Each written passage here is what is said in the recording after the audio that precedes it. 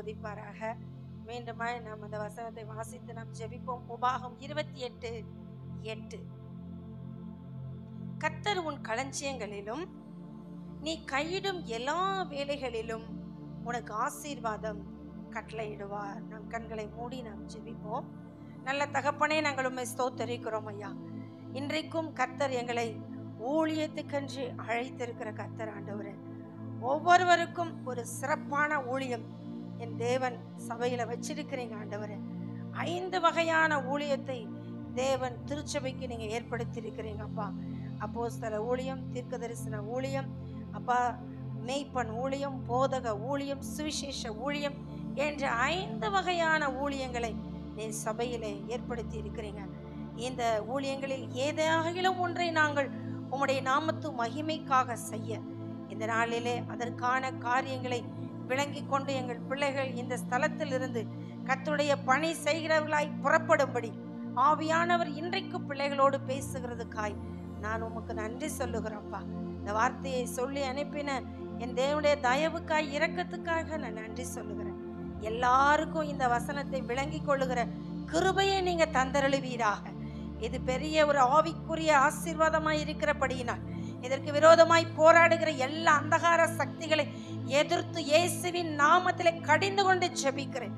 எங்கள் பிள்ளைகளுக்கு இந்த வசனங்கள் கிரகிக்கக்கூடிய ஞானம், தெளிந்த புத்தி, விவேகம் உண்டாக வேண்டுமா நான் ஜெபிக்கிறேன்ப்பா. கர்த்தர் அப்படி செய்வீராக. இயேசுவின் மூலம் ஜெபிக்கிறோம் நல்ல பிதாவே, ஆமென். ஹல்லேலூயா, ஹல்லேலூயா. எத்தனை பேர் ஊழியம் செய்ய வாஞ்சியா இருக்கிறீங்க? எனக்கு தெரியாது. ஆனா அப்படி செய்யணும், என்ன பண்ணலாம் அப்படிங்கிற நிறைய குழப்பங்களோடு நீங்க இருந்ததுனால கர்த்தர் முதலாவது இதை பேசும்படி தேவன் பேசினார். ஹல்லேலூயா, ஹல்லேலூயா. நிறைய பேர் நம்ம சொல்றோம், என்ன சொல்றேன்னா, ஊழியத்துக்கு அழைக்கப்பட்டால் ஒழிய நாம் என்ன பண்ண முடியாது, இந்த ஊழியத்தை செய்ய முடியாது என்று நாம் நிறைய பேர் சொல்றோம். உண்மைதான், என்னது உண்மைதான். ஹல்லேலூயா, ஹல்லேலூயா. எபிரேயர் 5:4 நாம் வாசிக்கிறோம், மேலும் ஆரோனை போல தேவனால் அழைக்கப்பட்டால் ஒழிய ஒருவனும் இந்த கனமான ஊழியத்துக்கு தானாய் ஏற்படுகிறதில்லை என்று வேதம் சொல்லுகிறது. ஹல்லேலூயா. ஊழியத்தை எப்படி செய்ய முடியாது? தானாய் செய்ய முடியாது. யார் அழைக்கணும்? நல்ல சத்தமா சொல்லுங்க. தேவன் அழைக்க வேண்டும். அப்ப தேவன் அழைச்சவங்க ஊழியம் செய்யிட்டு எங்களை ஏன் பாஸ்டமா நீங்க சொல்ல பண்றீங்க அப்படிங்கிற மாதிரி நீங்க பாக்குறீங்க. இல்ல நீங்க தேவனால் அழைக்கப்பட்டிருக்கிறீங்களா அப்படிங்கிறத நான் உங்களுக்கு இன்றைக்கு தேவன் சொன்ன ஆலோசனைப்படி சொல்லுகிறேன். தேவன் உங்களை அழைத்திருக்கிறாரா இல்லையா என்பதை நீங்கள் உங்களையே சோதித்து பார்த்து கொள்ளுங்கள். ஹல்லேலூயா, ஹல்லேலூயா. முதலாவது, தேவனுடைய அழைப்பை நாம் எப்படி தெரிந்து கொள்வது? தேவன் என்னை ஊழியத்துக்கு தான் அழைச்சிருக்கிறார் என்பதை நான் எப்படி தெரிந்து கொள்வது? ஹல்லேலூயா, ஹல்லேலூயா. 8 காரியங்களை கர்த்தர் உங்களோடு கூட பேசும்படி சொல்லி இருக்கிறார். அதை உங்களுக்கு நான் கொண்டு வருகிறேன். வாசிக்கலாம். முதலாவது, நமக்கு விருப்பத்தை உண்டாக்குவார். பிலிப்பியர் 2:13 நாம் வாசிக்கிறோம். முதலாவது நமக்கு விருப்பத்தை உண்டாக்குவார். பிலிப்பியர் 2:13, ஏனெனில் தேவனே தம்முடைய தயவுள்ள சித்தத்தின்படி விருப்பத்தையும் செய்கையும் உங்களில் உண்டாக்குகிறவராய் இருக்கிறார். மறுபடியும் அந்த வசனத்தை வாசிக்கலாம். ஏனெனில் தேவனே தம்முடைய தயவுள்ள சித்தத்தின்படி விருப்பத்தையும் செய்கையையும் உங்களில் உண்டாக்குகிறவராய் இருக்கிறார். ஹல்லேலூயா. நீங்க நல்ல கவனிங்க. நீங்க எந்த வேலையை செய்ய வேண்டும் என்று இருந்தாலும், அது ஊழியமாக இருந்தாலும், அது உங்கள் இருதயத்திலே அதன் விருப்பமும் அதன் செய்கையும் உங்களுக்கு அருளப்பட்டால் ஒழிய உங்களால் என்ன பண்ண முடியாது? நான் ஊழியத்தை செய்ய முடியாது. அப்போ இந்த விருப்பத்தையும் செய்கையையும் கர்த்தர் உங்கள் உள்ளத்துக்குள்ள சின்ன வயதிலே வச்சிருப்பார். இந்த வயதுல வச்சிருப்பார். சின்ன வயதிலிருந்தே உங்களுக்கு இந்த விருப்பம் இருக்கும், இந்த செய்கை உங்களுக்குள்ள இருக்கும். ஹல்லேலூயா, ஹல்லேலூயா. சில சின்ன பசங்க பாத்தீங்கன்னா எப்ப பார்த்தாலும் இந்த வண்டி ஓட்டிக்கிட்டே தெரிவாங்க. பாத்தீங்களா? அவங்க பெரிய ஆள் ஆனா என்னவா தான் வருவாங்க? டிரைவரா தான் வருவாங்க. சின்ன வயசுல இருந்தே சிலர் மைக் புடிச்சு பேசிட்டே இருப்பாங்க. அவங்க பெருசானா என்ன வருவாங்க? நிச்சயமா ஏதாவது ஒரு தலைவனா வருவாங்க, இல்லைன்னா பாஸ்டரா வருவாங்க. சிலருக்கு தலைமைத்துவ பொறுப்பு பிடிக்கும், சிலருக்கு தலைமைத்துவ பொறுப்பு பிடிக்காது. 10 பேரை லீட் பண்ண, கைட் பண்ண உங்களுக்கு பிடிக்கும் அப்படின்னா நீங்க என்ன ஊழியத்துக்கு அழைக்கப்பட்டிருக்கிறீங்கன்னா போதக ஊழியத்துக்கு அழைக்கப்பட்டிருக்கிறீங்க. இது சின்ன வயசுல இருந்தே உங்களுக்குள்ள ஒரு ஓரத்துல எங்கேயோ ஒரு இடத்துல என்ன பண்ணிட்டு இருக்குன்னா உருவாகி இருக்கும். சிலருக்கு சின்ன வயதுல இருந்து ஸ்டிச்சிங்னா ரொம்ப பிடிக்கும், அவங்க ரொம்ப நீட்டா ஸ்டிச் பண்ணுவாங்க. அது அவர்களுடைய தெரிந்து கொள்ள, தேவன் அவர்களை தெரிந்து கொள்ள. இதெல்லாம் உங்களுக்கு சின்ன வயதிலிருந்தே தேவன் உங்களுக்குள்ள அந்த விருப்பத்தை என்ன பண்ணுவாரு? உண்டாக்குவார். நீங்கள் எதை விரும்புகிறீர்களோ அதுவே உங்கள் வாழ்க்கையில என்னவாகும்? எதிர்காலத்துல தேவனுடைய திட்டமாக முடியும். ஹல்லேலூயா. நாம் எதை செய்ய தேவனுடைய திட்டமோ அதற்கு சம்பந்தப்பட்ட காரியத்தின் மேல் நமக்கு விருப்பம் உண்டாயிருக்கும். ஹல்லேலூயா. அது விருப்பம். இதை தேவன் உண்டாக்கி தருவார். நீங்க எடுத்துக்காட்டுக்கு யாத்ராகம புத்தகம் 2:11 மோசே, நான் ரொம்ப விவரமா சொல்ல விருப்பப்படல, உங்களுக்கு தெரிஞ்ச வேத பகுதி தான். யாத்ராகம் 2:11 வாசிச்சீங்கன்னா, மோசே பெரியவனான காலத்தில் அவன் தன் சகோதரனிடத்தில் போய் அவர்கள் சுமை சுமக்கிறதை பார்த்து தன் சகோதரனாகிய எபிரேயரில் ஒருவனை ஒரு எகிப்தியன் அடிக்கிறதையும் கண்டு அங்கும் இங்கும் பார்த்து ஒருவரும் இல்லை என்று அறிந்து எகிப்தியனை வெட்டி அவனை மணலிலே புதைத்து போட்டான். மோசேக்கு அவன் மறுநாளிலும் வெளியே போன போது எபிரேய மனுஷர் இருவர் சண்டை பண்ணி கொண்டிருந்தார்கள். அப்பொழுது அவன் அநியாயம் செய்கிறவனை நோக்கி, நீ உன் தோழனை அடிக்கிறது என்ன என்று கேட்டான். அதற்கு அவன், எங்கள் மேல் உன்னை அதிகாரியாகவும் நியாயாதிபதியாகவும் ஏற்படுத்தினவன் யார்? நீ எகிப்தியனை கொன்று போட்டது போல என்னையும் கொன்று போட நினைக்கிறாயோ என்றான். பாருங்க, இந்த மோசே தன்னுடைய வாலிபன் ஆன பொழுது எகிப்தில 2 பேர் சண்டை போட்டுக்கிட்டாங்க. ஒருத்தன் வந்து எகிப்தியன், ஒருவன் வந்து எபிரேயன். இந்த எபிரேயனை எகிப்தியன் அடிக்கிறதை பார்த்த உடனே எகிப்தியனை என்ன பண்ணிட்டாரு? மோசே கொன்று மணல்ல புதைச்சிட்டார். இப்ப 2வது நாள் இவர் பார்க்கும் பொழுது 2 எபிரேயர்கள், மோசேயின் இனத்தை சேர்ந்தவர்கள், மோசேயின் சகோதரர்கள் 2 பேர் சண்டை பண்ணிக்கிற இடத்துல போய், அப்பா நீங்க இப்படி சண்டை போட்டுக்கிறீங்கன்னு கேட்கும் போது அவன் சொல்றான், உன்னை எனக்கு அதிகாரியாகவும் நியாயாதிபதியாகவும் வைத்தது யார்? இப்போ மோசேயினுடைய இருதயம் ஏன் இந்த பஞ்சாயத்துக்கு போச்சு தெரியுமா? அவர்கள், மோசே தன்னுடைய சொந்த ஜனத்தை மிகவும் நேசித்த ஒரு தேவ மனிதன். ஹல்லேலூயா. தன் ஜனத்தை நேசித்தவன். ஹல்லேலூயா. ஆனா அவர்களுக்கு தலைமைத்துவ பொறுப்புக்கு தேவன் இன்னும் ஏற்படுத்தல. ஆனால் தலைமைத்துவ பொறுப்புக்கு ஏற்ற குணம் யார்கிட்ட இருந்துச்சு? மோசேகிட்ட இருந்துச்சு. ஆனா அதற்கான காலம் வரல.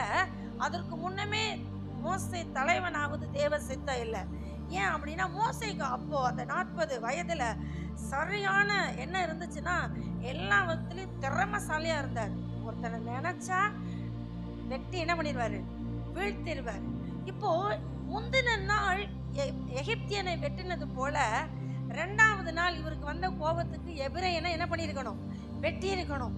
ஆனா சண்டை போட்டது யாரு? தன் சகோதரர்கள், தன்னுடைய சகோதரர்கள். இப்போ என்ன வருது? மோசேக்கு பயங்கர கோவம் வருது. ஆண்டவர் பார்த்தார், ஏய் மோசே, உனக்கு இருக்கிற இந்த கோபத்துக்கு இப்ப நீ தலைவனா போனீன்னா நீ எகிப்தியனை வெட்டுறதுக்கு பதிலா எபிரேயனை எல்லாம் போட்டு தள்ளிடுவேன். அதனால உனக்கு கோபம் ஆறு வரையிலும் உனக்கு பொறுமைன்னு ஒண்ணு வர்ற வரையிலும் நீ எங்க போயிரு, மீதியான் தேசத்துல போய் இரு அப்படின்னு 40 வருஷம் மீதியான் தேசத்துக்கு தேவன் என்ன பண்ணிட்டார், மோசைய அனுப்பிவிட்டார்.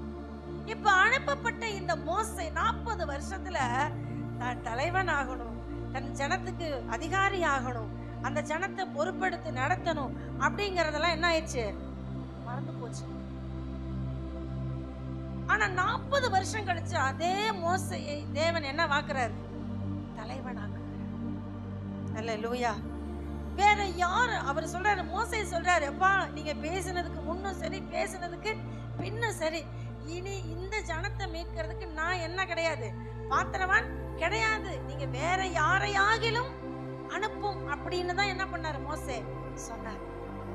ஆனா தேவன் என்ன செஞ்சாங்க, கடைசியா கோவப்பட்டு, மோசே நீ வரியா இல்லையான்னு ஒரு கடிந்து கொண்டதோடு மோசை அழைச்சு போது கம்முன்னு மோசை என்ன பண்ணிட்டாரு, முச்செடியில தரிசனமான தேவனுக்கு தன்னை அர்ப்பணித்து இப்ப எகிப்துக்கு என்னவா போறாரு, தலைவனாய். மோசே சின்ன வயதிலேயே 40 வருஷத்துக்கு முன்னாகவே அந்த விருப்பத்தையும் வாஞ்சையும் அவருடைய இருதயத்துல வைத்தது யாரு, கர்த்தர். அல்லேலூயா. நீங்க எத்தனை வருஷம் ஆனாலும் அந்த வேலையை செய்ய உங்களை தவிர வேற யாரையும் ஆண்டவர் என்ன பண்ண மாட்டாரு, புடிச்சுக்கிட்டு போக மாட்டாரு. உங்களுக்காக ஒரு எகிப்து என்ன பண்ணி இருக்குது, காத்துக்கிட்டு இருக்குது. உங்களுக்காக விடுவிக்கப்பட வேண்டிய ஜனங்கள் லட்சக்கணக்கா என்ன பண்ணிட்டு இருக்கிறாங்க, காத்து கொண்டு இருக்கிறாங்க. அதனால மோசே இப்ப எங்க போறார், தலைவனா எகிப்துக்கு போகிறார். அல்லேலூயா, அல்லேலூயா. அதுலதான் 3:1 நான் வாசிக்கிறோம், மோசே மீதியான் தேசத்து ஆசாரியனாய் இருந்த தன் மாமனாகிய எத்ரோவின் ஆடுகளை மேய்த்து வந்தான். அவன் ஆடுகளை வனாந்தரத்தின் பின்புறத்தில் ஓட்டி தேவ பர்வதமாகிய ஓரேப் மட்டும் வந்தான். அங்கே கர்த்தருடைய தூதனானவர் ஒரு முட்செடியின் நடுவில் இருந்து உண்டான அக்கினி ஜுவாலையிலே நின்று அவனுக்கு தரிசனமானார். அப்பொழுது அவன் உற்று பார்த்தான், முட்செடி அக்னியினால் ஜுவாலித்து எரிந்தும் அது வெந்து போகாமல் இருந்தது. போதும். இப்ப ஆண்டவர் இவனை இந்த 3ஆம் அதிகாரத்துல பேசி எங்க அனுப்பி விடுறாரு, எகிப்துக்கு. அப்போ கர்த்தர் உங்களை ஒரு காரியத்துக்காக, ஊழியத்தினுடைய ஒரு காரியத்துக்காக உங்களை பிடிச்சிருக்கிறார், உங்களை செலக்ட் பண்ணி இருக்கிறார் அப்படின்னா சின்ன வயதிலேயே அந்த விருப்பத்தையும் செய்கையும் உங்கள் இருதயத்துல ஆண்டவர் என்ன பண்ணுவார், வைப்பார். அல்லேலூயா. எத்தனை பேருக்கு புரியுது? அல்லேலூயா. நீங்க சின்ன வயதிலே ஏன் தேவனால் முன்குறிக்கப்பட்டீங்க, நீங்கள் செய்ய வேண்டிய பணி அது ஊழியம். அதனால உங்களுக்கு சின்ன வயசுலயே அந்த விருப்பம் என்ன பண்ணிருக்கு, இருந்திருக்கு. 2ஆவதாய் நாம் இப்ப வாசித்த அந்த வேத பகுதியை 2ஆவதா என்ன செய்வார் அப்படின்னா, தேவன் தம்முடைய ஊழியத்துக்கு அழைக்கிற யாருக்காக இருந்தாலும் ஒரு தரிசனத்தை தருவார். என்ன தருவார், தரிசனமாவார். தரிசனத்தை நீங்கள் பார்ப்பீர்கள், தரிசனம் தருவார். என்ன தருவார், தரிசனம் தருவார். 2ஆவதாக தேவன் நமக்கு என்ன தருவாரா, தரிசனம் தருவார். அல்லேலூயா, அல்லேலூயா.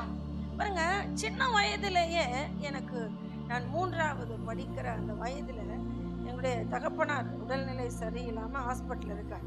அப்ப நாங்க எங்க அம்மா நாங்க பிள்ளைகள் 4 பேரும் இருக்கிறோம். அப்போ தேவன் எனக்கு ஒரு சொப்பனத்தை தேவன் தந்தார். என்ன அப்படின்னா, நான் அந்த வீட்டினுடைய முன்பகுதியில நான் படுத்திருக்கிறேன். பூமியின் ஒரு பகுதியிலிருந்து அக்கினி அப்படியே எரிந்து கொண்டே வருகிறது. அந்த அக்கினி எரிந்து கொண்டே வந்து என்னுடைய கால் மாட்டுக்கு, அந்த நான் படுத்திருக்கிற அந்த இடத்துக்கு வந்த பொழுது நான் முழிச்சிட்டேன். அப்போ நான் நினைக்கிறேன், ஐயோ உலகம் என்ன ஆயிரும், அக்கினியினால அழிஞ்சிருமா, எரிந்து போயிடுமா அப்படின்னு நான் என்ன பண்றேன், நினைக்கிறேன். இது சின்ன வயதிலேயே தேவன் எனக்கு கொடுத்த என்னது, தரிசனம், சொப்பனம். அல்லேலூயா. இப்படி அழிகிறதை என்னுடைய அந்த கண்கள் பார்த்து பயம் எனக்குள்ள வருகிறது. எனக்கு இதை யார்கிட்டும் போய் சொல்ல எனக்கு என்ன பண்ணல, தெரியல. ஆனா நான் வளர்ந்த பொழுது அந்த சொப்பனம் வேதத்தில் எழுதப்பட்டிருக்கிறதை பார்த்துதான் உண்மையாலுமே தேவன் எவ்வளவு வெளிப்பாட்டை, சின்ன வயது எனக்கே அது புரியாத வயது, உலகத்தின் எந்த காரியமும் எனக்கு தெரியாத வயது. ஆனால் அது வேதத்தில் எழுதப்பட்டு இருக்கிறதை பார்த்து நான் ஆச்சரியப்பட்டேன். 2 பேதுரு 3:7 அந்த வசனம் அங்கு எழுதப்பட்டு இருக்கிறது. 2 பேதுரு 3:7 அந்த வசனம் எழுதப்பட்டு இருக்கிறது. வாசிங்க. வாசிச்சீங்களா? இப்பொழுது இருக்கிற வானங்களும் பூமியும் அந்த வார்த்தையினாலே அக்கினிக்கு இரையாக வைக்கப்பட்டு போதும். என்னவா இருக்கிறது? அக்கினிக்கு இரை. அப்ப என்ன பண்ண போகுது உலகம்? ஒரு நாள் அக்கினியில அழிய போகிறது. இதை எனக்கு ஏன் 8 வயசுல ஆண்டவர் காமிக்கிறது? அதான் தேவன் நமக்கு என்னவாகிறார்? சில காரியங்களை புரிந்து கொள்ளும்படி தேவன் நம்மளோட என்ன பண்றார்? பேசுகிறார். அதே தான் மோசேயிடத்தில் நம்ம இப்ப வாசிச்சோம்.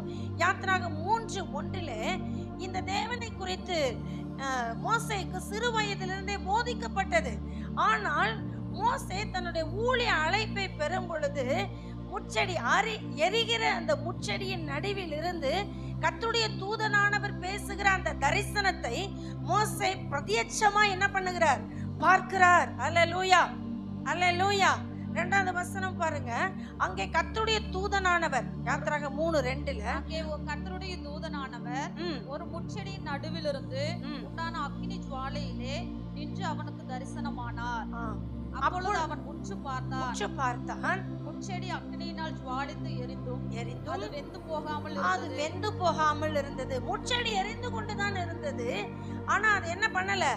வேகல. உள்ள பச்சையா தெரியுது, வெளியில என்ன பண்ணுது? அக்கினி ஜுவாலை எரிந்து கொண்டிருக்கிறது. இது ஏதோ ஒரு அற்புத காட்சியா இருக்கிறது என்று மோசே அதன் அருகிலே போகும்போது கர்த்தர் அங்க பேசுறார். மோசே நீ நிற்கிற இடம் பரிசுத்த பூமி, உன் காலில் இருக்கிற பாதரட்சியை கலற்றி போடு என்று சொல்லி தேவன் மோசேயிடத்திலே என்ன பண்ணுகிறார்? பேசுகிறார். அல்லேலூயா. இப்போ மோசேயிடத்திலே தேவன் இப்படி தரிசனமாகவில்லை என்றால் மோசேயால் எகிப்துக்கு போய் இஸ்ரவேல் மக்களை பார்வோன் கையில் இருந்து மீட்டிருக்க முடியாது. அல்லேலூயா. உங்களுக்கு தேவன் தரிசனம் தராமல், தேவன் உங்களுக்கான காரியங்களை தரிசனத்தில் விளக்கி காண்பிக்காமல் கர்த்தர் உங்களை ஊழியத்துக்கு கொண்டு போக மாட்டார். ஏனென்றால் ஊழியம் என்பதே அது பாடு நிறைந்த ஒரு காரியம். நம்ம போன உடனே எல்லாம் 100% சக்சஸ் ஆகாது. அந்த ஸ்தானங்களிலே நீங்கள் நிலைத்திருக்கும்படி உங்களுக்கு தேவன் கொடுப்பதுதான் என்னது? தரிசனம். இந்த தரிசனம் உங்களுக்கு எப்பொழுதெல்லாம் தொய்வு வருகிறதோ அப்பொழுதெல்லாம் இந்த தரிசனம் உங்க முன்னாடி என்ன பண்ணும்? நிற்கும். ஆண்டவர் என்னோடு பேசினார், அவர் பேசிதான் என்னை என்ன பண்ணாரு? அனுப்பினார், அவர் எனக்காக இந்த காரியத்தை செய்வார் என்றதான தரிசனத்தை உங்களுக்கு அப்பப்போது இப்ப எனக்கு தேவன் கொடுத்த எனக்கு கொடுத்த அந்த தரிசனங்கள் சொப்பனங்களை எல்லாம் நான் எத்தனையோ முறை நான் என்ன பண்ணிருக்கிறேன்? நினைச்சு பார்த்திருக்கிறேன். அதுதான் சில நேரங்கள் சோர்ந்து போகும்போது, தொய்ந்து போகும்போது நம்மளை பலப்படுத்தி நிற்க வைக்கிறது அந்த சொப்பனங்கள், அந்த தரிசனங்கள். அல்லேலூயா. கர்த்தர் பேசி இருக்கிறார். அல்லேலூயா. அப்படி பேசினா மட்டும்தான் நம்மளால என்ன பண்ண முடியும்? ஊழியத்தை செய்ய முடியும். அப்படி உங்களுடைய யாராவது தேவன் பேசி இருக்கிறார், நீங்க என்ன பண்ண வேண்டியது இல்லை. ஊழியத்துக்கு சந்தேகப்பட வேண்டிய அவசியமே இல்லை. நீங்க என்ன பண்ணலாம்? புறப்பட்டு போகணும். அல்லேலூயா. 2வதாய் தேவன் நமக்கு என்னவாவார்? தரிசனமாவார். அல்லேலூயா. 3வதாக நேரடியா நம்மளோட பேசுவார். நேரடியான அழைப்பு. என்ன பண்ணுவாரு? நேரடியான அழைப்பு. அதே யாத்திராகமம் 3ஆம் அதிகாரம் 10வது வசனத்துல பாருங்க. நீர் இஸ்ரவேல் புத்திரராகிய என் ஜனத்தை எகிப்திலிருந்து அழைத்து வரும்படி உன்னை பார்வோனிடத்துக்கு அனுப்புவேன் வா என்றார். உன்னை பார்வோனிடத்துக்கு அனுப்புவேன் வா. ஹல்லேலூயா. நம்மள வான்னு என்ன பண்ணுவார்? கர்த்தருடைய ஊழியத்துக்கு அழைப்பார். அவருடைய பிரத்யட்சமான அவருடைய வார்த்தையின் சத்தத்தை நீங்க என்ன பண்ணுவீங்க? கேட்பீர்கள். இப்ப மோசே என்ன பண்றாரு? தேவன் அழைக்கிறார், வா என்று அழைக்கிறார். மத்தேயு 4:19 சீஷர்களை அழைச்சார். என் பின்னே வாருங்கள், உங்களை மனுஷர்களை பிடிக்கிறவர்களாக்குவேன். ஆண்டவருடைய அழைப்பை நேரடியாக நீங்கள் என்ன பண்ணுவீங்க? பெறுவீர்கள். ஹல்லேலூயா, ஹல்லேலூயா. கர்த்தருடைய ஊழியத்தினுடைய காரியங்களை உங்களுக்கு அப்படி என்ன பண்ணப்படும்? அருளப்படும். ஹல்லேலூயா. நான்காவதாக அடையாளத்தை காட்டுவார். நான்காவதாக உங்களுக்கு என்னத்தை காண்பிப்பார்? அடையாளத்தை காட்டுவார். நமக்கு தரிசனம் கொடுத்து நேரடியா அழைச்சு அடையாளத்தை என்ன பண்றாருன்னா காட்டுறாரு. ஏன்னா நம்ம அவ்வளவு சீக்கிரம் நம்மளால என்ன பண்ண முடியாதுன்னா, நம்முடைய சூழ்நிலைகளை விட்டுட்டு வெளியே வர முடியாம மனுஷன் தவிப்பான்னு கர்த்தருக்கு தெரியும். அதனால அவர் அடையாளத்தை காட்டுவார். யாத்திராகமம் 3:12 தேவன் மோசேக்கு அடையாளம் சொல்றார். அதற்கு அவர், நான் உன்னோடு இருப்பேன், நான் உன்னோடு இருப்பேன். நீ ஜனத்தை எகிப்திலிருந்து அழைத்து வந்த பின் நீங்கள் இந்த மலையில் தேவனுக்கு ஆராதனை செய்வீர்கள், ஆராதனை செய்வீர்கள். நான் உன்னை அனுப்பினேன் என்பதற்கு இதுவே அடையாளம். இதுவே அடையாளம். இந்த நீ தரிசனம் பார்த்த இந்த ஓரே பர்வதத்துல நீங்க எல்லாரும் புறப்பட்டு வந்து என்ன பண்ணுவீங்க? ஆராதிப்பீர்கள். ஹல்லேலூயா. புறப்பட்டு வந்ததுக்கு அப்புறம் தான் இங்க ஆராதிப்பேன்னு சொல்றாரு. புறப்படுறது எப்படி? இல்ல நம்ம ஆளுங்க நம்ம கூப்பிட்டு கேளுங்க போல. சரிப்பா, நீங்க புறப்பட்டு வந்து ஆராதனை செய்யறீங்க, இங்க வந்தா ஆராதனை செஞ்சிருவோம், ரைட்டு. எரிகிற மலையில எரிகிற அக்கினி ஜுவாலை எல்லாம் இவங்க பார்த்து கீழே கர்த்தருக்கு பயந்து என்ன பண்ணாங்க? நின்று கொண்டு இருந்தாங்க, ரைட்டு. வந்து ஆராதனை செய்வோம் அப்படி. ஆனா வரணுமே அப்பா, அது எப்படி? நம்ம அடையாளத்தை அங்கேயே கேட்போம். ஆண்டவர் சொல்றாரு, உனக்கு அங்க போறதுக்கு அடையாளம் வேணும்ல அப்படின்னு சொன்னா அடுத்த அடையாளம் சொல்றாரு. 2 காரியத்தை அந்த 12வது வசனத்துல சொல்றார். ஒன்று, நான் உன்னோட இருப்பேன். கவனிங்க, கர்த்தர் உங்களை ஊழியத்துக்கு அழைத்திருக்கிறார் என்றால் ஆண்டோடைய வாக்குத்தத்தை சொல்லுகிறது. நான் உன்னோட. கர்த்தரே நம்மளோட இருந்தா என்னங்க பயம்? அல்லேலூயா. கர்த்தர் என்னோடு இருக்கிறாருன்னு சொல்றவங்க எல்லாம் எல்லா வேலை செய்யறதுக்கும் கர்த்தர் உங்களோடு இருந்தாதான் சக்சஸா இருக்கும். இல்லைன்னா என்ன இருக்குன்னா தோல்வியா முடிஞ்சிருக்கும். ஊழியத்துக்கு மட்டும் இல்லை, எல்லாத்துக்குமே கர்த்தர் நம்மளோட என்ன பண்ணுவார்? இருக்கணும். அது ஊழியத்துக்கும் தான். முதல் சொல்றாரு கர்த்தர் உன்னோட இருப்பார். 2வது சொல்றாரு நீங்க இந்த மலையில் ஆராதனை செய்வீர்கள். அதே அதிகாரத்திலே 4ஆம் அதிகாரத்திலே 3, 4, 5 ஆகிய வசனங்கள் எல்லாம் பார்த்தீங்கன்னா ஆண்டவர் 2வதா ஒரு அடையாளத்தை சொல்லுகிறார். நீ கையில வச்சிருக்கிறியே மோசே, அந்த கோலை நீ கீழே போடு. கீழே போட்டார். போட்டோன்னு அது என்ன ஆயிடுச்சு? சர்ப்பமாய் பாம்பாய் மாறிவிட்டது. மோசே அதற்கு விலகி ஓடினார் என்று வேதம் சொல்லுகிறது. அப்படி ஓடின மோசையை பார்த்து சொல்றாரு, பயப்படாம போய் அந்த பாம்பின் வாழை பிடி. பாம்பு வாழை பிடிச்சவங்க எத்தனை பேர் இங்க இருக்கிறீங்கன்னு தெரியல எனக்கு. பாம்பு வாழை பிடி அப்படின்னு பாம்பு வாழை பிடிச்சா அவன் கையில் அது என்ன ஆயிடுச்சு? கோலாயிற்று. 2வதாய் மோசேக்கு கர்த்தர் கொடுத்த அடையாளம். அல்லேலூயா. 3 அப்பையும் நம்ம மோசே அப்ப என்ன சொல்றாரு? உன் கையை என்ன பண்ணு, உன் மடியில போடு. வெளியே எடுத்து பார்த்தா அது என்னது? குஷ்டரோகமாய் காணப்பட்டது. மீண்டும் அவருடைய கையை தன்னுடைய மடியில போட்டு வெளியே எடுத்து பார்க்கும்போது அது என்னவா இருந்தது? சுகமாக்கப்பட்டதா இருந்தது. இப்படி அடையாளத்தை எல்லாம் பார்த்து இன்னும் எகிப்துக்கு போய் அவங்க நம்பல உன அப்படின்னு சொன்னா நதியில் இருக்கிற தண்ணியை முண்டு என்ன பண்ண? நிலத்துல ஊற்று. அப்ப என்ன ஆகும்? தண்ணீர் ரத்தமாகும். இதையெல்லாம் செய். இதெல்லாம் உனக்கு என்னது? அடையாளம். 1, 2 ஆண்டவர் பாருங்க, மோசையை நம்ப வைக்கிறதுக்கு அடையாளத்தை காட்டுகிறார். கர்த்தரால் நீங்கள் ஊழியத்துக்கு அழைக்கப்பட்டிருப்பீர்கள் என்றால் கர்த்தர் இப்படி அடையாளத்தை உங்களுக்கு என்ன பண்ணுவாரு? காட்டுவார். நீங்க என்ன கேக்குறீங்களோ அதன்படி அவர் என்ன பண்ணுவாரு? செய்வார். அவரு சொல்றத நீங்க பாக்குறது கூட உங்களுக்கு நம்பிக்கை வரலைன்னா நீ ஏன் உன்னை சொல்லு, அதை நான் செய்யறேன்னு செய்வேன். கிதியோனுக்கு அப்படிதான் செஞ்சேன். அல்லேலூயா, அல்லேலூயா. ஆண்டவரே, என் மேல உனக்கு கோபம் மூளாது இருப்பதாகன்னு என்ன பண்ணாரு? ஒரு தோல் துண்டை என்ன பண்ணாரு? பிரிச்சு போட்டு இதுல மட்டும் பனி பெய்யணும், வெளியில என்ன பண்ணக்கூடாது? பனி பெய்யக்கூடாது. அடுத்து சொன்னார், வெளியில மட்டும் பனி பெய்யணும், இந்த தோல் துண்டல் என்ன பண்ணக்கூடாது? பனி பெய்யக்கூடாது. 2யுமே கிதியோனுக்காக கர்த்தர் செய்தார். உங்களை எப்படியாவது ஊழியத்துக்கு கொண்டு போகணும், அதுதான் அவருடைய நோக்கம். நீங்க என்ன கேட்டுக்கிட்டாலும் உங்களுக்கு அந்த அடையாளத்தை தேவன் நிச்சயமாய் உங்களுக்காக தேவன் செய்வார். எத்தனை பேர் அடையாளம் கேட்டிருக்கிறீங்க? நான் ஊழியத்துக்கு போறதுக்கு ஒரு அடையாளத்தை எனக்கு காண்பீங்கப்பா அப்படின்னு எத்தனை பேர் கேட்டீங்க? கேட்டவங்க எத்தனை பேர் பெற்றீங்க? அடையாளத்தை நீங்க இன்னும் பெறலன்னா சீக்கிரமா அடையாளத்தை என்ன பண்ணுங்க, கேளுங்க. கர்த்தர் உங்களுக்கு அடையாளத்தை காண்பிப்பார். அதுக்கு தான் நீங்க ஜெபிக்கணும்.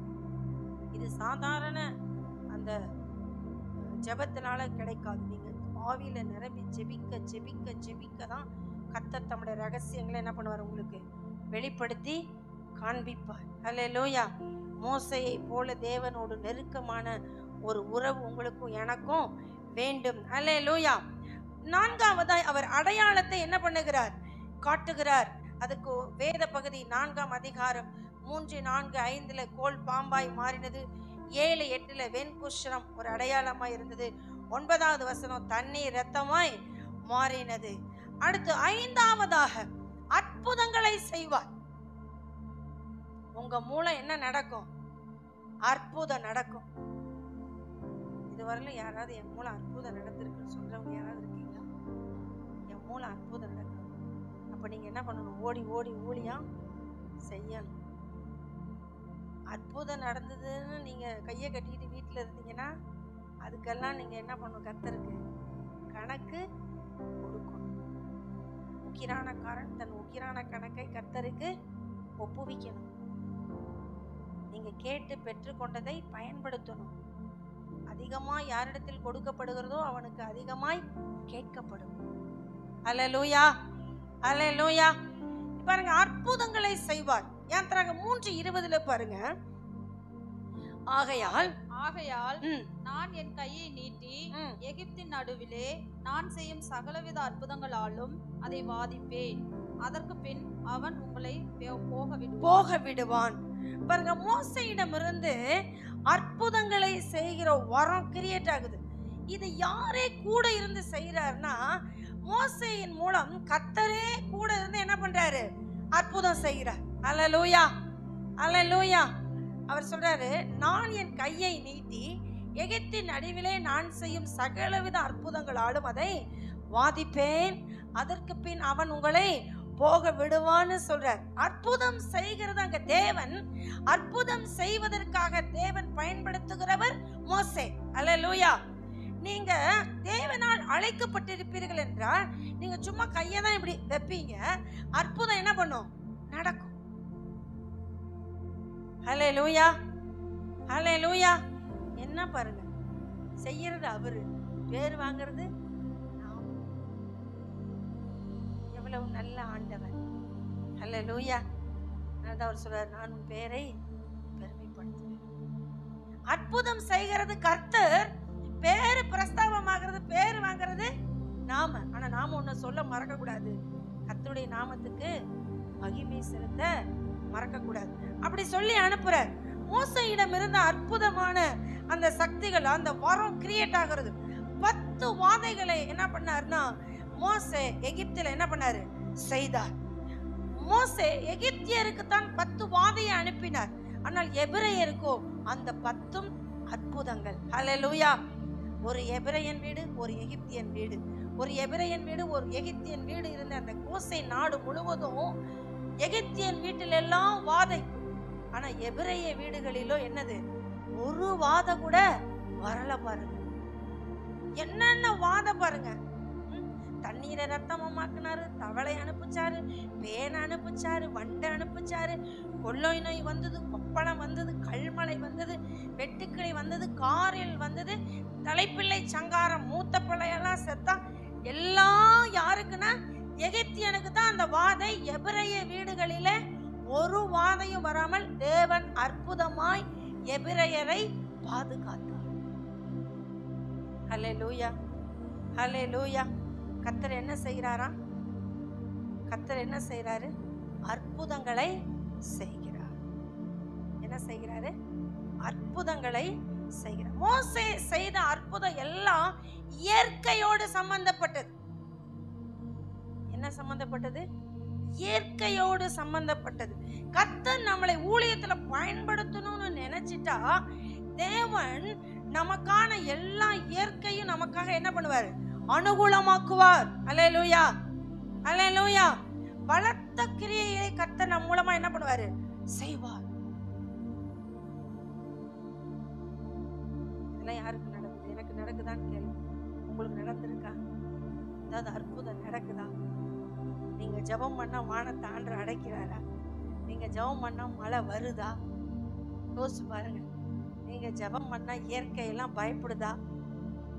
அல்லேலூயா. காற்று கடல் எல்லாம் அமருதா? கர்த்தர் என்ன பண்ணுவார்னா நிச்சயமாய் நமக்கான அற்புதங்களை செய்வார். அல்லேலூயா.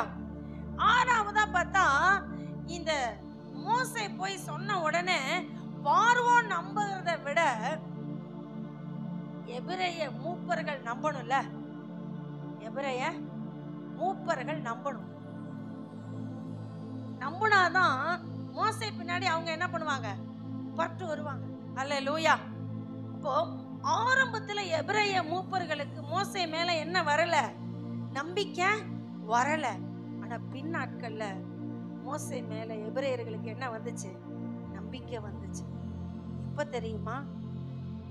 எகிப்தியன் வீடுகளுக்கெல்லாம் வாத, எபிரேயருடைய வீடுகளுக்கெல்லாம் அற்புதம் நடக்க நடக்க அந்த எபிரேய ஜனங்கள் மோசையை நம்ப ஆரம்பித்தார்கள். அல்லேலூயா. கர்த்தர் நீங்க சுவிசேஷம் சொல்ல சொல்ல அநேகர் மனம் திரும்புவார்கள். அநேகர் என்ன செய்வாங்க? மனம் திரும்புவார்கள். நீங்க அதெல்லாம் அடையாளம் உங்களுக்கு.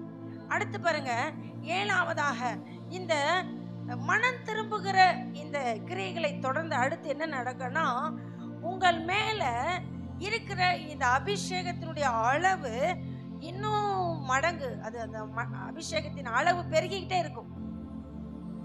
அததான் நம்ம 1 கொரிந்தியர் 12ஆம் அதிகாரத்துல அநேக வரங்களாய் நமக்கு என்ன செய்யப்பட்டிருக்குன்னா எழுதப்பட்டு இருக்குது. 9 வரங்கள் அங்க எழுதப்பட்டு இருக்கிறது. இந்த 9 வரத்துல உங்களுடைய செயல், உங்களுடைய அற்புதம் செய்ய சக்தி, அபிஷேகத்தின் அளவு கூட கூட கூட என்ன நடக்கும் அப்படின்னா, அபிஷேகத்தின் நுகம், அபிஷேகத்தின் அளவு அநேகருக்குள்ள இருக்கிற தேவையில்லாத நுகத்தை எல்லாம் என்ன பண்ணிடும்? முறிச்சிடும். இப்ப ஜனங்கள் என்ன செய்வார்கள்னா விடுவிக்கப்படுவார்கள். அல்லேலூயா. அது போலதான் பாருங்க, உங்களுக்குள்ள இந்த ஊற்றப்பட்ட இந்த அபிஷேகம் அழைப்பை உறுதி செய்யும். அல்லேலூயா, அல்லேலூயா. அப்போ உங்க மேல ஊற்றப்படுகிற அபிஷேகத்தின் அளவு பெருக பெருக பெருக பெருக பெருக என்ன செய்யணும்? உங்களுக்குள்ள அழைப்பை அது என்ன செய்யும்? உறுதி செய்யும். என்ன செய்யும்? உறுதி செய்யும். உங்களுக்குள்ள வரங்கள் கிரியை செய்யும் பொழுது மோசே பெற்ற அழைப்பையும் கர்த்தர் என்ன பண்ணுவாரு? உறுதிப்படுத்துவார். நீங்க வளருகிறத பார்க்கும்போது எங்களுக்கும் ஊழிய அழைப்புல என்ன உண்டாகுது? வளர்ச்சி, உறுதி உண்டாகுது. உறுதி என்ன பண்ணும்? உண்டாகும். அல்லேலூயா, அல்லேலூயா. பாருங்க, ஒரு ஊழியனுக்கு என்னெல்லாம் தேவன் அபிஷேகத்தை தரார்னா, இப்போ மோசே இப்படிப்பட்ட ஊழியத்தை எங்க செய்தார்னா எகிப்தில் என்ன பண்ணாரு? செய்தார். அல்லேலூயா. ஆனா நாட்கள் ஆக ஆக பாத்தீங்கன்னா ஆரோன் அபிஷேகம் பண்றாரு, ஆரோனுடைய பிள்ளைகளை எலேசர் அபிஷேகம் பண்றாரு. யாரு? மோசே. அல்லேலூயா, அல்லேலூயா. இப்படி அபிஷேகத்தினுடைய அளவு அங்கங்க என்ன பண்ணுங்கன்னா ஜனத்தினிடத்துல வளர்ந்து கொண்டே இருக்கும். அல்லேலூயா.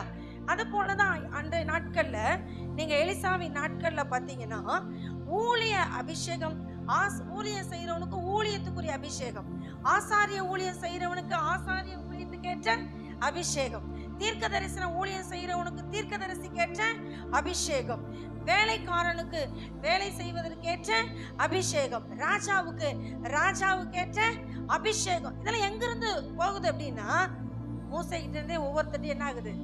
பாஸ் ஆகுது. அல்லேலூயா. இப்ப அங்கிருந்து இங்க பாஸ் ஆகி இங்கிருந்து இங்க பாஸ் ஆகி, புரியுதா உங்களுக்கு? நீங்க அபிஷேகம் பெற்ற அபிஷேகம் உங்களோட தங்காம அது உங்களுக்குள்ள இருந்து அநேகர் என்ன பண்ணும்? நிரப்பும். விசுவாசமா சொல்லுங்க, என்ன பண்ணும்? நிரப்பும்.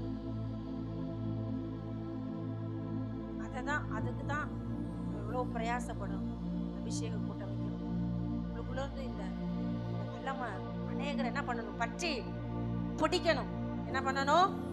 பற்றி பிடிக்கணும். மோசே நாட்கள்ல பாளையத்துக்கு வரும்பொழுது ஜனங்கள் எல்லாரும் பாளையத்தில் இருக்கும்போது அவர் சொல்றார், அங்கே அநேகர் அந்த தலைமைத்துவ ஊழியத்துக்கு அழைக்கிறார் மோசே, உண்மையுள்ளவர்கள். அப்ப அந்த அழைக்கப்பட்ட அந்த தலைமைத்துவ ஊழியத்துல அழைக்கப்பட்ட 2 பேரு ஆசரிப்பு கூடாரத்துக்கு முன்பாக வராம பாளையத்துல இருப்பாங்க. அப்ப ஆவியானவர் மோசையின் மூலமாய் நிரப்பப்பட்ட அந்த அபிஷேகம் அந்த எல்லா தலைவர்களாக நியமிக்கப்பட்டவங்க மேலையும் என்ன பண்ணப்படும்? ஊற்றப்படும். வராத 2 பேர் பாளையத்துக்குள்ள இருந்தாங்க பாருங்க, அவங்க மேலையும் அபிஷேகம் என்ன பண்ணப்படும்? ஊற்றப்படும். அதை ஓதி ஒருத்தர் சொல்லுவான், அங்க 2 பேர் வரல, அவன் மேலையும் அபிஷேகம் என்ன பண்ணப்படுகிறது? ஊற்றப்படுகிறதுப்பா அப்படின்னு மோசே சொல்றாரு, அம்மா இந்த நியமிக்கப்பட்ட 70 பேர் மாத்திர மேல இல்ல, எல்லாரும் தீர்க்க தரிசனம் சொன்னா எவ்வளவு நல்லா இருக்கும். எல்லாரும் அபிஷேகம் பெற்றிருந்தா எவ்வளவு நல்லா இருக்குங்கிறார். யாரு? மோசே.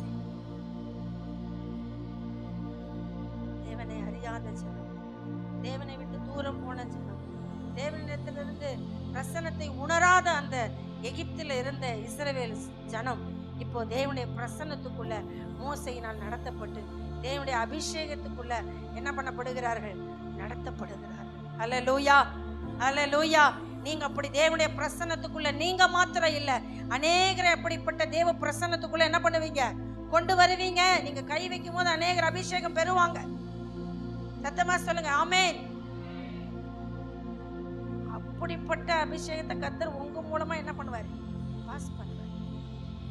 அல்லேலூயா, அல்லேலூயா. நீங்க அப்படி விரும்புங்க, அப்படி வாஞ்சிங்க. நாம இதையும் சாதிக்கணும்னு நினைக்கிறோம். அதுவரை நான் ஜோமனா ஒரு 10 பேர் அபிஷேகம் பெற்றாங்க, எவ்வளவு நல்லா இருக்கும். யாராவது விரும்பி இருக்கீங்களா? யாராவது விரும்பி இருக்கிறீங்களா? விரும்புங்க. நீங்க விரும்புனீங்கன்னா கர்த்தர் அதை என்ன பண்ணுவாரு? செய்வார். அல்லேலூயா. 7ஆவதாக பார்க்கிறோம், உங்களுக்குள் ஊற்றப்பட்ட அந்த அபிஷேகமே உங்கள் ஊழியத்தை என்ன பண்ணும்? உறுதிப்படுத்தும். உங்க ஊழியத்தை என்ன பண்ணும்? உறுதிப்படுத்தும். புரியுதுங்களா? 1 ராஜாக்கள் 19ஆம் அதிகாரம் 14, 15, 16ல எலியா சொல்றாரு, அப்பா எனக்கு போதும், என் ஓட்டத்துல நிறுத்துற எடுத்துக்கங்கிற. எலியா எப்படிப்பட்ட தீர்க்கதரிசி? வல்லமையான அபிஷேகம் பெற்ற ஒரு தீர்க்கதரிசி. அவர் ஓட்டத்தை முடிக்கும் போது என்னை தயவு செய்து நீங்க என்ன பண்ணுங்க? எடுத்துக்கங்கிறாரு. அப்போ எலியாவுக்கு சொல்றாரு, உன் ஓட்டம் இன்னும் முடியல, இன்னும் நீ யார் யார் தலையில கை வைக்கணும் தெரியுமா? சீரிய ராஜாவாகிய ஆசகேல் தலையில நீ கை வைக்கணும். 15வது 1 ராஜாக்கள் 19ஆம் அதிகாரம் 15வது வசனத்துல சொல்றாரு, அப்பொழுது கர்த்தர் அவனை பார்த்து, நீ தமஸ்குவின் வழியாய் வனாந்தரத்துக்கு திரும்பி போய் ஆசகேலை சீரியாவின் மேல் ராஜாவாக அபிஷேகம் பண்ணி. ஆசகேலை சீரியாவின் மேல் என்னவாக அபிஷேகம் பண்ணு? ராஜாவாக அபிஷேகம் பண்ணு. அடுத்த வசனத்துல பாருங்க 15. பின்பு நிம்சியின் குமாரனாகிய யெகூவை இஸ்ரவேலின் மேல் ராஜாவாக அபிஷேகம் பண்ணி. 16ஆம் வசனம், யெகூவை இஸ்ரவேலின் மேல் என்ன பண்ணு? ராஜாவாக்கு. நீ யெகூ தலைமையில என்ன பண்ணு? கை வை. அடுத்த அதே வசனத்துடைய பின்பகுதியில ஆபேல் மேகோலா ஊரானாகிய சாபாத்தின் குமாரனாகிய எலிசாவை உன் ஸ்தானத்திலே தீர்க்கதரிசியாக அபிஷேகம் பண்ணு. எலிசா மேல கை வை. வரம் இன்னும் அங்க எலிசாவுக்கு என்ன பண்ணும்? ரெட்டிப்பா போகணும். அல்லேலூயா. நீங்க இன்னும் ஊழியத்துக்கு அழைக்கப்பட்டிருக்கிற நீங்க, உங்க மூலம் இன்னும் அபிஷேகம் பண்ணப்படுகிற ராஜாக்கள் இருக்கிறார்கள். அல்லேலூயா. புரியுதா உங்களுக்கு? உங்களால் அபிஷேகம் பண்ணப்படுகிற தீர்க்கதரிசிகள் இருக்கிறார்கள். அல்லேலூயா. உங்களால் அபிஷேகம் பண்ணப்படுகிற ஆசாரியர்கள் என்ன பண்ணுகிறாங்க? லேவியர்கள் இருக்கிறாங்க. அல்லேலூயா, அல்லேலூயா. புரியுதா உங்களுக்கு? இதான் அபிஷேகத்தின் அளவை கர்த்தர் நமக்குள்ள ஊற்றி அவர் தம்முடைய ஊழியத்துக்கு நம்மளை அழைச்சிருக்கிறாருங்கிறதுக்கு என்னது? அடையாளம். இதெல்லாம் உங்களுக்குள்ள இந்த கிரியேட் ஆகுது. எத்தனை பேர் நம்புறீங்க? அல்லேலூயா. நீங்க ஜெபம் பண்ணா தயவு செய்து உங்க வீட்டுல இருக்கிற நபராவது அபிஷேகத்தை நிறையிறதுக்காகவாவது உங்க வீட்டார் இடத்துல நீங்க என்ன பண்ணுங்க? ஜெபம் பண்ணுங்க. சேர்ந்து ஜெபம் பண்ணுங்க. உங்களுக்குள்ள இருக்கிற வரம் என்ன ஆகணும்? ஒருத்தருக்குள்ள ஒருத்தர் வச்சு பிடிக்கணும். அல்லேலூயா. மோசேக்கிட்ட இருந்த அந்த வரம் அப்படியே சபை என்ன பண்ணுச்சு? நிரப்புச்சு. அல்லேலூயா, அல்லேலூயா. யாத்ராகமம் இந்த வேலைக்காரனின் அபிஷேகம் பாருங்க. ராஜா அபிஷேகத்தை பார்த்தோம், ஆசாரியனுடைய அபிஷேகத்தை பார்த்தோம், ஊழியனுடைய அபிஷேகத்தை பார்த்தோம், வேலைக்காரனுடைய அபிஷேகம் பாருங்க. யாத்ராகம் 31:2-5 வரலும் நம்ம வாசிச்சோம்னா, அங்கே சகல வேலையும் சித்திர வேலையும் நேர்த்தியாய் செய்யும்படி பெசலெயேல் மேல் தேவன் தம்முடைய ஆவியை ஊற்றினார். அல்லேலூயா. வாசிங்க அந்த வேத பகுதியை. யாத்ராகம் 31:2-5. நான் யூதாவின் கோத்திரத்தில் ஊருடைய மகனாகிய ஊரின் குமாரன் பெசலெயேலை பேர் சொல்லி அழைத்து வினோதமான வேலைகளை அவன் யோசித்து செய்கிறதற்கும் பொன்னிலும் வெள்ளியிலும் வெண்கலத்திலும் வேலை செய்கிறதற்கும் ரத்தினங்களை முத்திரை வெட்டாக வெட்டி பதிக்கிறதற்கும் மரத்தில் சித்திர வேலைகளை செய்கிறதற்கும் மற்றும் சகலவித வேலைகளையும் யூகித்து செய்கிறதற்கு வேண்டிய ஞானமும் புத்தியும் அறிவும் அவனுக்கு உண்டாக அவனை தேவ ஆவியினால் நிரப்பினேன். அல்லேலூயா, அல்லேலூயா. என்ன நடக்குது அப்படின்னா, வேலைக்காரர்கள் வேலை செய்யும்படியாக தேவன் என்ன செய்கிறாரு? வேலைக்காரர்களுக்கும் தேவன் தம்முடைய ஆவி என்ன பண்ணுகிறாரு? ஊற்றுகிறார். இது யார் நாட்கள்ல நடக்குது தெரியுமா? மோசேயின் நாட்களில் நடக்கிறது. மோசே ஆசரிப்பு கூடாரத்தை ஸ்தாபனம் பண்ணணும், அவர் சகல வேலை செய்யணும். அந்த மாதிரி வேலை செய்யறதுக்கு மோசேயின் நாட்கள்லே ஒரு பெசலெயேல் எழும்பணும். பெசலெயேலுக்குள்ள தேவன் தம்முடைய ஆவியை ஊற்றணும். அவர் சகல வேலையும் எதுல? வெள்ளியில, பொன்னில, அப்புறம் வெண்கலத்துல, வெள்ளியில, ரத்தினங்கள். இந்த வேலையெல்லாம் யூகித்து செய்யக்கூடிய ஆவியின் பலன் யார் மேல ஊற்றப்படுகிறதுனா பெசலெயேல் மேல் ஊற்றப்படுகிறது. ஹல்லேலூயா, ஹல்லேலூயா. இதுக்கெல்லாம் முதன்மையா அங்க தேவன் யாரை பயன்படுத்தினார்? மோசேயை. ஹல்லேலூயா. கடைசியா 8வது, உங்களை ஊழியத்துக்கு அழைச்சிட்டாருன்னா அதற்கான வாசல் உங்களுக்கு அந்த வாசல் திறக்கப்படுகிறது அப்படின்னா, உங்களை இப்ப நான் உங்களை ஒவ்வொருத்தர் பேசணும், அவங்க என்ன வேலை செஞ்சாங்கன்னு உங்களுக்கு நீங்க உடனே சொல்லுவீங்க. தாவீதை ராஜாவாக அபிஷேகம் பண்ணார். ஆனா சாலமோன்னாலே நமக்கு என்ன ஞாபகம் வரும்? ஞானம். சாலமோனுக்கு தேவன் இந்த ஞானத்தை எதுக்காக கொடுத்தாரு? ஆலயம் கட்ட.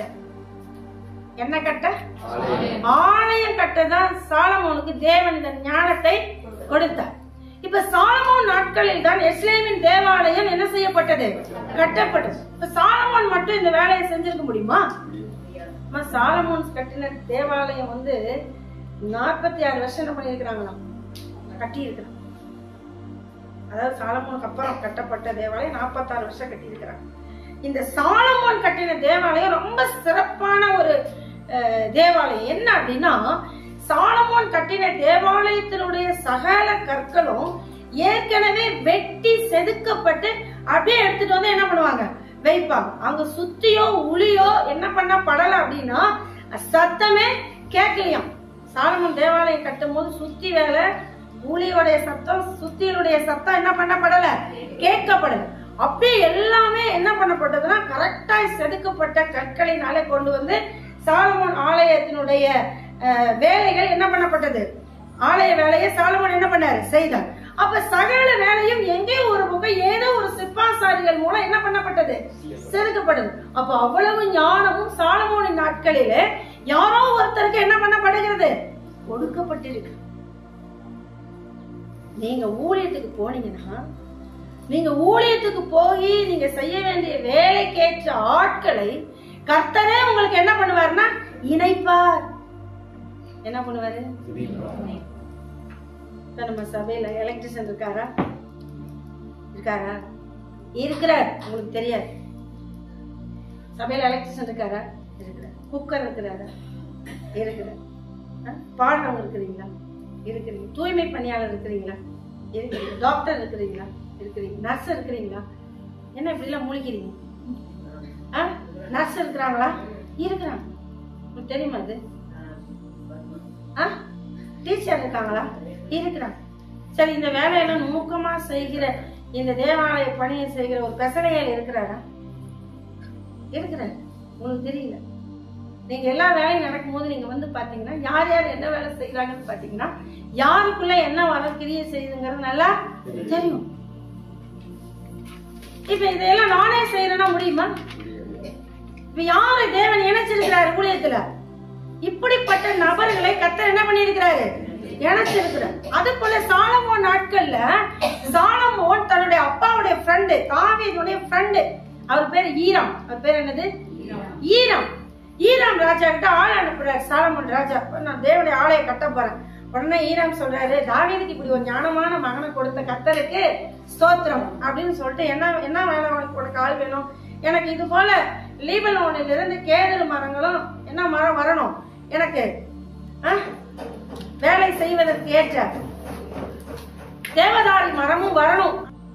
தேவாலயத்தினுடைய மரங்களை, அந்த வேலைக்கான எல்லா மரங்களையும் ஈராம் தான் என்ன பண்றாரு? அனுப்பி வைக்கிறார். ஹல்லேலூயா. இதான் வாசல் திறக்கப்படுது. நீங்க ஊழியத்துக்கு போறீங்கன்னா உங்களுக்கான வாசல் யாரோ ஒருவர் மூலம் உங்களுக்கு என்ன பண்ண வைப்பாரு? அனுப்பி வைப்பாரு. நீங்க போனா போதும். நீங்க போனா போதும். ஹல்லேலூயா. மோசேயின் நாட்களிலே கர்த்தர் ஆசரிப்பு கூடார வேலைக்கு பெசலெயேலை அபிஷேகம் பண்ணினவர் சாலமோனின் நாட்களிலே சகல இந்த வேலைகளையும் செய்வதற்கு அபி என்கிற ஒரு மனிதனை என்ன பண்ணியிருந்தார்னா சாலமோனுக்காக என்ன பண்ணாரு? கொடுத்தார். அல்லேலூயா, அல்லேலூயா. 2:13 2 நாளாகும் 2:13 வாசிக்கிறோம். அபி என்னும் புத்திமானை ஈராம் என்ன பண்ணாரா? சாலமோனுக்காக அனுப்பி வச்சிருந்தாராம். அல்லேலூயா. பாருங்க, மோசேயின் நாட்களில ஒரு பெசலெயேல், சாலமோனின் நாட்களில ஒரு அபி. அல்லேலூயா. உங்க நாட்கள்ல கர்த்தர் யாரை வச்சு செய்யணுமோ அவங்கள வச்சு என்ன பண்ணுவாரு? செய்வார். அல்லேலூயா. யாருக்காக தேவன் பேசுறாரு எனக்கு தெரியாது. நீங்கள் யார் இந்த ஊழியத்துக்கு போய் ஐயோ நான் இப்படி ஊழியத்துக்கு போனேன் எனக்கு யாரு உதவுவா அப்படின்னு நீங்க யார் நினைச்சு உட்கார்ந்து இருக்கிறீங்களோ எனக்கு தெரியாது. ஆனால் கர்த்தர் சொல்ற, நீங்க ஊழியத்துக்கு போனீங்கன்னா உங்களுக்கான எல்லா வாசலும் நீங்க நின்னா போதும், கர்த்தர் எல்லா வாசலையும் கர்த்தர் உங்களுக்காக என்ன பண்ணுவாரு? திறப்பார். சாலமோன் ஆலயத்தை, இவ்வளவு பெரிய ஆலயத்தை எப்படியா கட்டுறதுன்னு நினைக்கவே இல்லை. வேதம் சொல்லுகிறது, அவைகளை எல்லாம் செய்யத்தக்க தேவன் சாலமோனுக்கு கடற்கரையின் திரளத்தனையான மனோ விருத்தியை என்ன பண்ணியிருந்தாராம்? தேவன் அவருக்கு கட்டளையிட்டு. உங்களுக்கு தேவை மனோ விருத்தி மட்டும்தான். ஆனால் உங்களுக்காக வேலை செய்வர்களுக்கு தேவன் ஞானத்தை கொடுத்து வேலை செய்ய வைப்பார். வாசிக்கலாம் அந்த வசனத்தை. அபி யார் என்ற அபி வாசிச்சலாமா? 2:13 2 நாளாகவும் 1ஆம் அதிகாரம் 2ஆம் அதிகாரம் 13ஆம் வசனம். கர்த்தர் தம்முடைய ஜனத்தை சிநேகித்ததினால் உம்மை அவர்கள் மேல் ராஜாவாக வைத்தார். கர்த்தருக்கு ஒரு ஆலயத்தையும் தமது ராஜரீகத்துக்கு ஒரு அரண்மனையும் கட்டத்தக்க யுக்தியும் புத்தியும் உடைய ஞானமுள்ள குமாரனை தாவீது ராஜாவுக்கு கட்டளை இட்டவராகிய வானத்தையும் பூமியும் உண்டாக்கின இஸ்ரவேலின் தேவனாகிய கர்த்தருக்கு ஸ்தோத்திரம் உண்டாவதாக. இப்பொழுதும் ஈராம் அபி என்னும் புத்திமான் ஆகிய நிபுணனை தேடி அனுப்புகிறேன். இப்ப சாலமோனுக்கு ஆலய கட்டுமான பணிக்கான நிபுணர், இன்ஜினியர் யாரு? அபி. உங்களுக்கு இன்ஜினியர் வேணுமா? யார் அனுப்புவார்? யாரோ ஒரு நபரை என்ன பண்ணுவார்? அனுப்புவார். நீங்க அந்த ஸ்தானத்துல போய் நின்னா போதும், கர்த்தரே என்ன பண்ணுவார? வாசலை திறப்பார். ஹல்லேலூயா. நீங்கள் 2 நாளாகவும் 1-4 அதிகாரங்களை வாசிச்சீங்கன்னா அங்க எத்தனை வகையான வேலையாட்களை தேவன் சாலமோனுக்கு கொடுத்திருந்தார். அத்தனை வேலையாட்களையும் வைத்து சாலமோன் தேவனுக்கு என்ன பண்ணார்? ஆலயத்தை கட்டினார். உங்களுடைய ஊழியத்திற்கான எல்லா காரியத்தையும் கட்டி எழுப்பக்கூடிய நபர்களை கர்த்தர் உங்களுக்கு துணையாக, ஈவாக, உங்களுக்கு பக்கபலமாக கர்த்தர் என்ன பண்ணுவார்? கொடுப்பார். நீங்க எந்த கவலையும் சந்தேகமும் பட வேண்டிய அவசியமே கிடையாது. ஹல்லேலூயா, ஹல்லேலூயா. அதனால ஆண்டவர் உங்களை ஊழியத்துக்கு அழைச்சிருக்கிறாருன்னா அவரே உங்களுக்கு இத்தனை காரியத்தை என்ன பண்ணுவார்? செய்வார், செய்வார். முதலாவதா நம்ம பார்த்தோம், நமக்கு என்ன உண்டாக்குவாராம்? மன விருப்பத்தை உண்டாக்குவார். இரண்டாவதாக அவர் நமக்கு என்ன தருவார்? தரிசனம் தருவார். மூன்றாவதாக நேரடியாய் நம்மளை என்ன பண்ணுவார்? அழைப்பார். நான்காவதாக அடையாளத்தை காட்டுவார். ஐந்தாவதாக அற்புதங்களை செய்வீர்கள். இயற்கைக்கு மேலான அற்புதத்தை கர்த்தர் என்ன பண்ணுவார்? செய்வார். ஆறாவதாக மனம் திரும்புவார்கள். ஜனங்கள் என்ன செய்வாங்க? மனம் திரும்புவார்கள். ஏழாவதாக உங்கள் மேல் ஊற்றப்பட்ட அபிஷேகத்தின் அளவு பெருகி அது உங்கள் ஜனங்களை என்ன பண்ணும்? நிரப்பும். அடுத்து எட்டாவதாக ஊழியத்திற்கான எல்லா வாசல்களையும் அவரே உங்களுக்கு திறப்பார். கர்த்தர் அதையெல்லாம் உங்களுக்கு செய்வார். ஆனா நீங்க விரும்பணும். ஆண்டவர் ஒரு பொறுப்பை உங்களுக்கு கொடுக்கிறாருன்னா சும்மா என்ன பண்ண மாட்டார்? கொடுக்கவே மாட்டார். ஒரு இராணுவமே ஒரு மிலிட்ரி மேனை செலக்ட் பண்ணும். அவனுக்கான சகல பயிற்சியும் கொடுத்துதான் என்ன பண்ணுது? வேலைக்கு எடுக்குது. கர்த்தர் நம்மளை பயிற்சிக்காம வேலைக்கு கொண்டு வர மாட்டார். சின்ன வயதிலிருந்து உங்களுக்கு அந்த வேலைக்கான பயிற்சி உங்களுக்கு கொடுக்கப்பட்டிருக்கு. உங்களுக்கு தெரியாது, அவ்வளவுதான். உங்களுக்கு தெரியாது. எப்பொழுதுமே ஆண்டவர் எல்லாத்தையும் முதல்ல உட்கார வச்சு சொல்ல மாட்டார். நீங்க ஒவ்வொரு அடி எடுத்து வைக்க வைக்க தான் உங்களுக்கு அடுத்த அடி என்ன பண்ணும்? புரியும், சொல்லுவார். நீங்க நீச்சல் கத்துக்கிறதுக்கு வீட்டிலிருந்து முதல்ல என்ன பண்ணணும்? கிளம்பணும். அப்பதான் உங்களுக்கு எங்க கொண்டு போய் உங்களுக்கு நீச்சல் கற்றுக் கொடுக்கணும்னு ஆண்டவர் கூட்டிட்டு போய் நீச்சலை கற்றுக் கொடுப்பார். அநேகரை தேவன் பயன்படுத்தாமல் இருப்பதற்கு ஒரே ஒரு காரணம் சோம்பேறித்தனம். அநேகரை தேவன் பயன்படுத்தாமல் இருப்பதற்கு ஒரே ஒரு காரணம், சத்தமா சொல்லுங்க, சோம்பேறித்தனம். அவரை நம்பி நீங்க இறங்குனீங்கன்னா உங்களால அநேக அறுவடை என்ன பண்ணும்? நடக்கும். மாப்பீங்க. நம்ம சாக்கு போக்கு சொல்றதே எதுக்கு? சோம்பேறித்தனமா இருக்கிறத உலகத்துக்கு என்ன பண்றோம்? சொல்லாமல் சொல்லி கொண்டிருக்கோம். சோம்பேறித்தனமா நம்ம என்ன பண்ணக்கூடாது? இருக்க கூடாது. எல்லாரும் முழங்கால் படியிடுவோம். கர்த்தர் நமக்கு உதவி செய்வார். அர்ப்பணிங்க. நல்ல தகப்பனே, நாங்கள் ஸ்தோத்தரிக்கிறாய். அர்ப்பணிக்கப்பட்ட பிள்ளைகளுடைய ஆண்டவரே இருதயத்தை நீர் பார்க்கிறீர் ராஜா. அர்ப்பணிக்கப்பட்ட இருதயத்தினுடைய ஆண்டவரே ஸ்தோத்திரப்பா, மன உற்சாகத்தை நீங்க பார்க்கிறீங்க ஆண்டவர்.